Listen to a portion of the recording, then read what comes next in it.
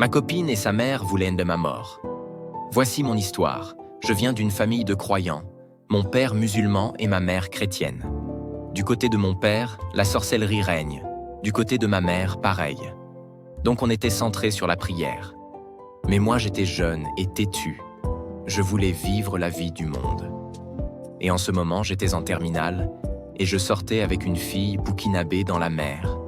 Elle était lanceuse de Cori, une voyante que les gens consultaient. Elle était très âgée et tout, et elle n'était pas bavarde du tout. À chaque fois que je partais rendre visite à sa fille, elle était toujours dans un coin de la maison en train de consulter.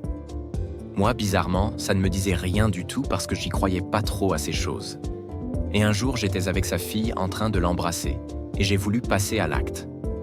Elle m'a dit qu'elle était vierge, donc je me suis arrêté. J'ai pas voulu continuer. Le soir, chez moi, on était en train de parler sur WhatsApp. Elle me dit qu'elle voulait que je vienne prendre sa virginité, qu'elle avait confiance en moi, et ce n'était pas l'envie qui me manquait. Elle me donna un jour pour que nous le fassions, alors j'étais très impatient.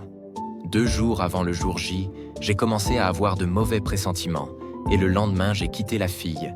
Elle s'était mise à pleurer qu'elle ne comprenait pas ma décision. Un jour de pleine lune, je me rappelle toujours car j'avais l'habitude de regarder les pleines lunes, elle est venue dans ma cité en criant mon nom. Je suis sorti, elle faisait des scènes pas possibles, voulant que l'on revienne ensemble. Mais j'ai catégoriquement refusé. En pleurs, elle m'a dit une parole qui m'a glacé le sang. Elle m'a dit « Si je peux pas t'avoir, alors personne ne t'aura » et elle est partie sur le coup. J'ai pas prêté attention à ça. 3 jours plus tard, je suis tombé gravement malade. Je pensais que c'était la fin pour moi. Je suis allé à l'hôpital, ils disent que c'était un palu, mais après tous les traitements, rien. Et pendant ce temps, quand je dormais, je me réveillais toujours à 3 heures du matin avec des sueurs froides, toujours en sursaut car je rêvais à elle. Elle me poursuivait dans mes rêves. J'étais devenu très maigre et je n'avais plus de force. J'avais dépéri à un point que je ne me reconnaissais plus et j'avais en ce moment une bague faite en argent blanc à mon nom et cette bague était devenue tellement noire que mon ami m'a demandé si c'était toujours la même bague. J'ai été surpris de la couleur de la bague. J'avais un ami qui faisait des trucs mystiques, il était venu me voir. Il m'a dit que je risque de mourir, que je n'ai pas pour longtemps, que la fille en question avait lancé un mauvais sort sur moi et qu'elle aspirait mon énergie vitale.